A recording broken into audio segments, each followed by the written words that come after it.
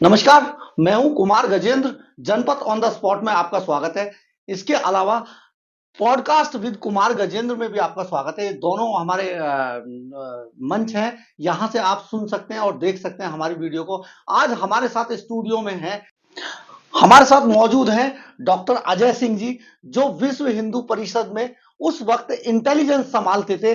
और इंटेलिजेंस का पूरा काम सारा किस तरीके से बाबरी मस्जिद का ये पूरा एपिसोड हुआ, किस तरीके से सारी चीजें हुई, किस तरीके से मैनेज किया गया। 5 लाख लोगों को संभालना इतना आसान नहीं था। किस तरीके से 5 लाख लोगों ने एक राम के नाम को लेकर वहां अपना पूरा कार्यक्रम किया।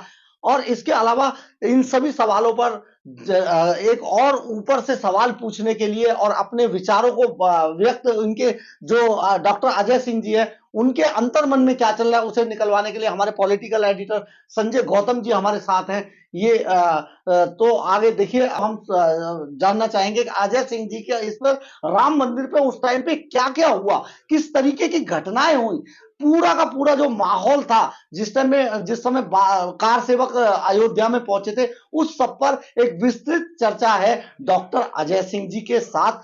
तो अजय सिंह जी, किस तरीके का वहां पर माहौल था, किस तरीके से आपने ये सारा काम किया? आप इंटेलिजेंस के प्रमुख थे विश्व हिंदू परिषद के, तो जरा आप आपकी जुबानी सुनना चाहते हैं। नमस्कार, धन्यवाद आप लोगों को। देखिए, उस समय तो ऐसा था कि हम लोग राम जन्मभूमि में विश्वास था, और इतना विश्वास था कि एक दिन जरूर जो है हम कामयाब होंगे। और इसी विश्वास के नाते सभी हम लोगों को मैं अशोक सिंघल जी के साथ, आचार्य गिरिराज किशोर जी के साथ, अपने पवैया जी थे जिन्होंने कि माधवराव सिंधिया को हराया था ग्वालियर से, और इसी तरह से भावे जी थे, और तमाम जो है हमारे जो है विनायक राव जी, तमाम सबके साथ काम करने का लोग बैठते थे, मीटिंग में रहते। और अशोक जी के साथ रहते थे अनेक संतों का, चाहे दक्षिण भारत के संत थे, चाहे मध्य भारत के संत थे, चाहे उत्तर भारत के संत थे। अनेक संतों से मिलने का, उनको सुनने का, उनके साथ बैठने का बहुत अवसर मिलता था। और बातें चला करती थी, एक छोटी सी छोटी बात पर विचार होता था। और हम लोग के जिम्मे तो विश्व हिंदू परिषद सुरक्षा विभाग के कारण जो है हम लोग को यहाँ तक रखना पड़ता था कि एक प्लाटून आई है, ये प्लाटून आज जो है पैक हो रही है, ये प्लाटून यहाँ से उठ करके कहाँ पर जा रही है, सीआरपीएफ वालों की क्या योजना है, पीएसी वालों की क्या योजना है, आईटीबीपी के लोग हैं उनकी क्या योजना है, उन योजनाओं को जानना। और अपने कैडर्स को हम लोगों ने सिखाया था कैसे तुमको पहचान होंगे कि ये सादी वर्दी में हो गए। उन्होंने लाल रंग का शर्ट पहन लिया, काले रंग का पैंट पहन लिया, खाकी वर्दी में नहीं है। लेकिन उनकी पहचान क्या होता था, अक्सर वो क्रॉस जो है चप्पलें होती थी, सैंडल होती थी, लाल रंग की या काले रंग की क्रॉस सैंडल होगी, या वो काले रंग का पैंट, लाल रंग की शर्ट, या कुछ जो है चेक की शर्ट वगैरह पहन लिए होंगे। लेकिन उनका बूट जो होता था, जो बीच में सिला होता था, उससे पहचान करोगे कि ये बूट जो है वही पीएसी वाला है, उसका है। और हमारे कैडर्स जो है जुटते थे कि अगर वो 5-7 लोग अगर खड़े हैं कहीं बातचीत चाय की दुकान पर कर रहे हैं, तो आप भी जाकर के धीरे खड़े हो जाओ, एक कप चाय का तो मिल ले लो जी। यात्री हो या अपना लेकर के उनकी बातों को सुनो, और उसके बाद फिर अपना जाकर के एक अलग नोट बना कर लो जी। तो उस तरह के पर्चे बहुत संकलित होते थे, और शाम को एक तरह के पर्चे हम लोग अलग करते थे। फिर पूरा समाचार आता था जी कि क्या इसका क्या निष्कर्ष निकल रहा है, क्या होने जा रहा है। और फिर मेरा जो है मैं उस समय पांचजन्य का विशेष प्रतिनिधि के रूप में भी काम करता था। तो ऊपर पांचजन्य का जो है हमारे उस पर कार के ऊपर जो है पांचजन्य का लगा हुआ, तो पत्रकारों वगैरह से भी मिलने का। सर सचमुच 5 जन में काम करते थे या नहीं? उस टाइम पे आई कार्ड आपको ऐसा बना के दिया था? आई कार्ड भी था, मैं उसमें लिखता भी जी जी, विशेष प्रतिनिधि के रूप में जो है काम करता था। तो मेरे पास 2 जिम्मेदारियां थी, और प्रेस के साथ मिलने का जी हमारे पास बड़ा बहाना था। जी तो प्रेस वालों को तो बहुत सी चीजें नहीं मालूम होती हैं जो जी। दूसरों को नहीं मालूम होती हैं। जी तो दोस्ती में, यारी में, ऐसे चाय पीने, कॉफी पीने में बहुत सी चीजें निकल आती थी, तो उसकी जानकारी। और अक्सर जब अशोक जी रहते थे अयोध्या में, तो जानकी महल में मैं भी रुका करता था, अशोक जी भी रुके करते। तो जी 10 बजे रात को, 9:30 बजे, 10 बजे रात को हम लोग बैठ कर, अशोक जी मतलब अशोक अशोक सिंघल जी, जी मानिए जी अशोक सिंघल जी का जो जी। है, अशोक सिंघल जी बैठते थे, श्री भानु प्रताप शुक्ला जी बैठते थे, जी लोग बैठ करके। तो ये इस तरह के समाचार आ रहे हैं। और समझे कि 1992 में, ये 2-3 दिसंबर की बात है, वो शायद माननीय शेषाद्री जी जो अपने सरकार हुआ थे, जी जी तो उन्होंने कार सेवा की कहा कि वो प्रतीकात्मक कार सेवा की बात की थी। तो हमारे कैंप में, हमारे उसमें जो रिपोर्ट्स आई कि इस बार कार सेवक मानने वाले नहीं जी विशेषकर आंध्र के कैंप से, आंध्र से नरसिम्हा राव के गांव के सभी लोग आए जी, और हरियाणा के भी, राजस्थान के भी अनेक कैंपों से आ रहे थे कि ये कार सेवक कह कि हर बार बुला करके प्रतीकात्मक करके ये खत्म कर देते हैं, इस बार नहीं चलेगा, इस बार हम लोग कुछ करके। हाँ, ये इनपुट पहले ही आपके पास आ गए थे। हाँ, इनपुट पहले आ गए थे जी। और मेरा मानना है कि उस पर कोई इस तरह की योजना वगैरह नहीं बनी थी कि योजना बना करके ऐसे कर दिया, वैसे कर जी दिया। ये सब जो स्वतः Spontaneous हुआ था। हाँ, जिसको जो है हिंदी में स्वतः स्फूर्त बोलते हैं, उस तरह का था। ईश्वर की इच्छा जो है जी सभी हाँ, कार्यकर्ताओं हाँ, कार सभी सेवकों का कार्यकर्ताओं ये का। जुनून था, हाँ, जुनून था। और उनका अपने आप लिया गया अचानक फैसला था ये, इसके लिए कोई योजना नहीं थी।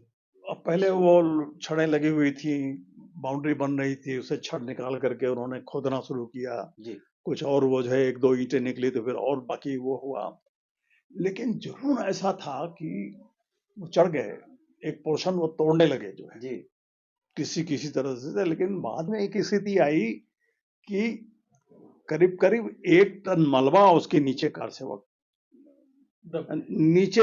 चला रहा है, ऊपर से मलबा चला रहा है जी उसके ऊपर गिरता था जो है, और उसमें किसी का पैर टूट जा रहा था, किसी का बहुत घायल हो जाता, उसको निकाल करके फिर जो सीधे हॉस्पिटल पहुंचाने का।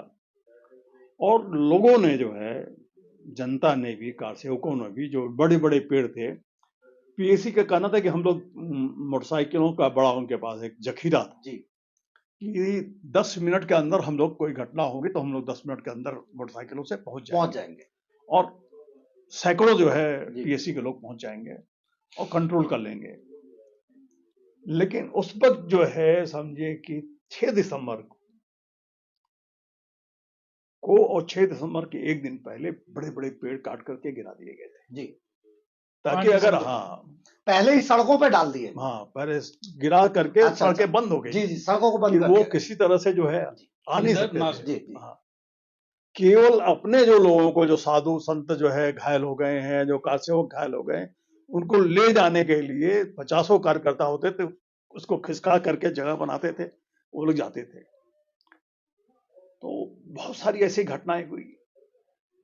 1990 में भी जो है समझे कि पहले दिन जब इन्होंने जो है उस पे मंदिर पे कब्जा हो गया, एक स्वामी जी थे त्यागी जी, बस लेकर के एकदम उन्होंने सब जी तोड़ते होते बैरिकेडिंग वगैरह तोड़ते हुए बस को उठा दी। तो उस दिन लगभग जो है समझे कि 29 दिसंबर को लगभग 10 लोग मारे गए, अलग अलग जगह पे अयोध्या मारे गए जी। फिर जो है किस तरीके से मारे गए? पुलिस ने मारा, पुलिस ने गोलियों से मारे। हाँ, गोलियों से मारे जी, गोलियों से। यानी कि उस दिन फायरिंग शुरू हो गई। हाँ हाँ जी। लेकिन बाद में कार सेवकों ने मना कर दिया। गिरधारी लाल शर्मा उस वक्त जो है डीआईजी थे जी, और सुभाष जोशी जो है उस समय सुपरिटेंडेंट पुलिस थे जी। तो गिरधारी लाल तो एक तरह से रोने लगे कि हमारी बात ही कोई नहीं सुन रहा है, हमारी फोर्सेज नहीं सुन रही हैं जी। लेकिन 2 तारीख को अशोक जी ने कहा कि हम लोग सब कार सेवक अभी नहीं जाएं, अभी रुक जाएं, 2 दिन रुक जाएं, कार सेवा करके जो है जाएंगे जी। लेकिन 30 तारीख को मुलायम सिंह ने लोग बहुत डांट लगाई थी बहुत लोग, जी। बड़ी बेइज्जती की थी अधिकारियों मुलायम की। सिंह उस वक्त सूबे के मुख्यमंत्री मुख्यमंत्री थे, जी 90 की बात बता रहा जी हूँ। हाँ जी। तो उसका गुस्सा इन अधिकारियों के ऊपर था, उन्होंने दया समझिए कि बहुत लोगों को मारा, जी सैकड़ों लोग जो है मारे गए, जगह जगह मारे गए, खून के कहते संजय हैं के सरयू ट्रकों में लाद लाद करके है, कई हजार लोग, 1 लाख लोग उस वक्त थे जो है जी 50,000 जो है लोग एक तरफ से आ रहे थे और दूसरी तरफ से 50,000 लोग आ रहे थे, मंदिर की तरफ बढ़ रहे थे। उसमें माननीय अशोक जी का एकदम स्पष्ट निर्देश था कि कोई भी कार सेवक जो है अपने हाथ में कोई डंडा, छड़ी या पत्थर या किसी तरह का वो लेकर के नहीं चलेगा। जहां पे पुलिस रोकेगी वो बैठ जाएंगे, बैठ करके संकीर्तन करेंगे, एकदम निहत्ते। नियत थे।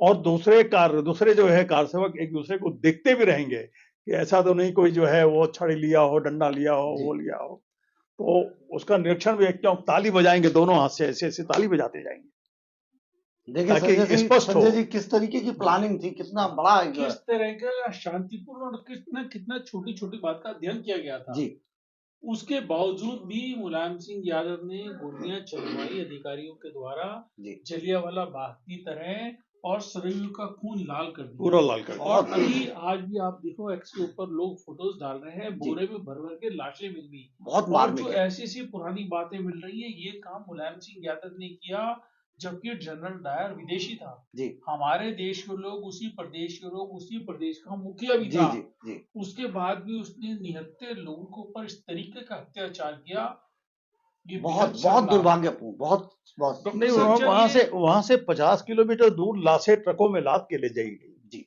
किस तरीके का 50 जघन्य अपराध किलोमीटर। किया है, किस तरह का जघन्य और अपराध जा है। करके उन्होंने जमीन खुदवा करके उसमें लाशों को गड़वा दिया। ओह बहुत भयंकर इस तरह का अत्याचार जो है अपनी सरकार में, अपने उसमें जो है इस तरह का अपने नहीं हुआ। लोगों के हाँ, द्वारा जी आजाद भारत में जी बहुत ही शर्मनाक और दर्दनाक घटना है। बहुत बहुत ज्यादा था जी डॉक्टर साहब एक बात और पूछना जी। चाहता हूँ कि जब ये घटना कार सेवक को 1990 में हो गई, उसके बाद जो विश्व हिंदू परिषद के, जैसे आप कोर ग्रुप के साथ बैठते थे, तो उनका एकदम क्या रिएक्शन था?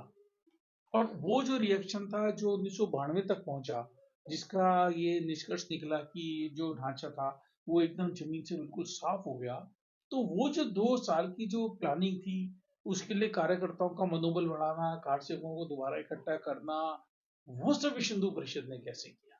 देखिए, विश्व हिंदू परिषद का जो है उस वक्त काशी प्रांत बहुत मजबूत था जी सारी जो है समझिए कि मेहमान नवाजी का काम, जी देश भर के जितने कार्यकर्ता आते थे, कारसेवक आते थे, जी सबको भोजन कराने का काम, सबके व्यवस्था का काम, सबको रुकाने का काम वो काशी में होता था।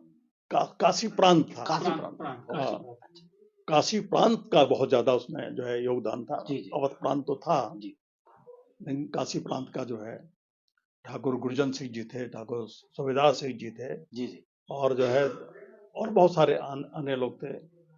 हमारे चंपत राय जी भी उस समय कारसेवकपुरम में रह करके सारा जो है आय व्यय की व्यवस्था, कहाँ से अनाज आएगा, कहाँ से क्या होगा, खिलाने पिलाने के क्या व्यवस्था होगी, उस समय वो सेनापति के रूप में नहीं रह करके वो जो है एक तरीके से कार्यकर्ता थे, मैनेजमेंट व्यवस्थापक के जी। व्यवस्था करते थे, जी, व्यवस्थापक के रूप जी, में थे।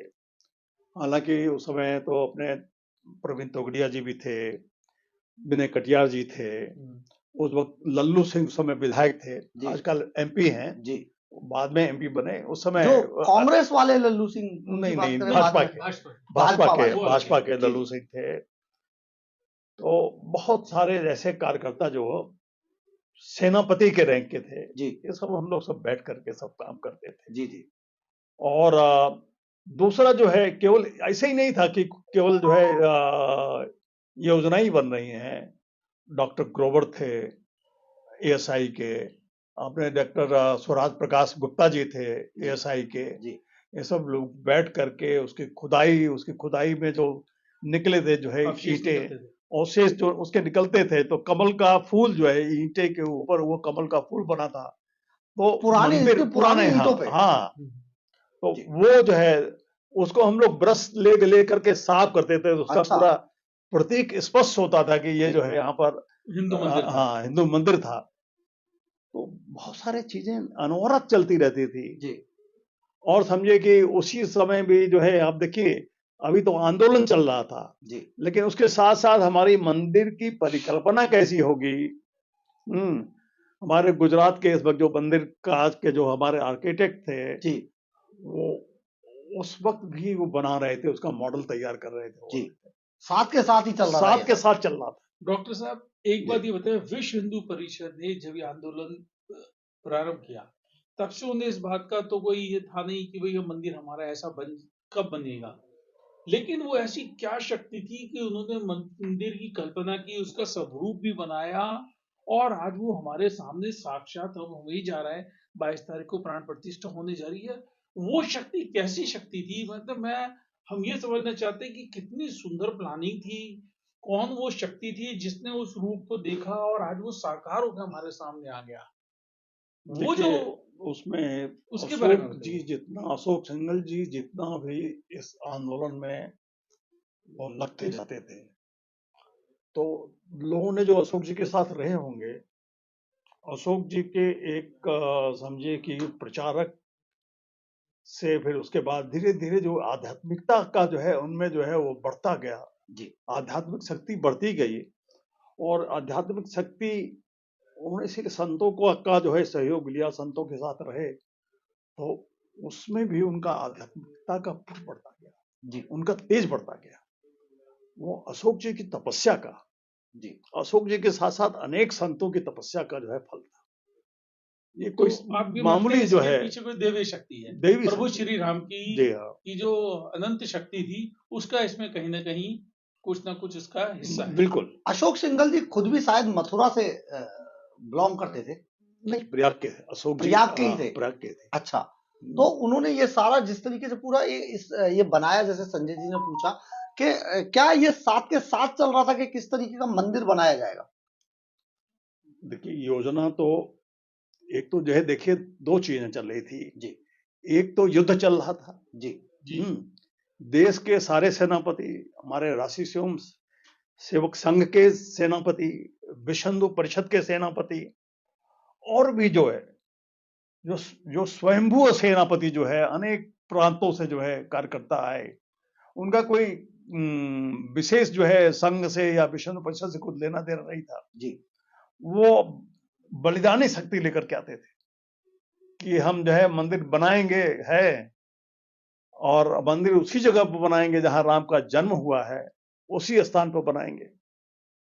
वो कोई और वो उस तरह के कार्यकर्ता नहीं थे जिसे राजनीतिक कार्यकर्ता मतलब लाए जाते आपका हैं। आपका कहना है ये है कि जो विश्व हिंदू परिषद था, जब ये मंदिर का ये सब चलना शुरू हुआ, तो उसमें बहुत सारे लोग ऐसे भी जुड़ गए जिनका उस आंदोलन से या उस मिशन से कुछ लेना देना नहीं था, लेकिन श्री राम की वजह से श्री राम वो की वजह उसमें आहुति दे रहे थे। नहीं, संख्या बढ़ती जा रही थी जी लोगों की, समझे। अब उसमें जो है देख बड़ी भावना काम कर रही थी, जो हिंदू हित का कार्य करेगा वही देश पर राज राज करेगा। करेगा। जी तो हिंदू हित का काम, समझे। जी और उस समय अशोक जी का नारा, जी, गर्व से कहो हम हिंदू हैं, तो स्वाभिमान बहुत को बहुत जगाया। फेमस हम हुआ ये। अपने को हिंदू कहते हुए जी भी शर्म के मारे जो है बहुत मुश्किल से हिंदू कह पाते थे। जी जी जी हिंदू कहना मतलब एक गवारूपन, जी, समझे। ये कहलाता था। एक वो थोड़ा लगता था हम छोटी बात कर रहे हैं। जी ऐसा सेकुलरिज्म का वातावरण ऐसा हो गया था जिसमें लगे कि हम हिंदुत्व की बात, जाति पात की या हिंदू या संप्रदाय की बात कर रहे जी हैं, छोटी बात है। जी जी ऐसा माहौल कर दिया था कांग्रेस ने जी, कि हमें अपने को हिंदू कहते शर्म आ मतलब रही थी। ये देश का बड़ा फेमस नारा था, गर्व से कहो हम हिंदू गर्व हैं, से कहो। आज भी ये चलता है। तो ये अशोक सिंघल जी ने दिया था, आप ये अशोक कह रहे सिंघल ने हैं। दिया। जी और इसीलिए अशोक सिंघल जी को कभी पूरे समझे कि आप इतिहास देखेंगे तो कहीं हिंदू हृदय सम्राट की बात नहीं आई। जी उस समय अशोक जी को जो है हिंदू हृदय सम्राट कहा गया, जी और उन्होंने जोड़ दिया सारा, समझे कि हिमालय से लेकर के हिंद महासागर, और समझिए कि जो है यहाँ राजस्थान से लेकर के जो है असम तक जी। को हिंदू हिंदू हिंदू कर दिया। तो अजय जी, आपके उस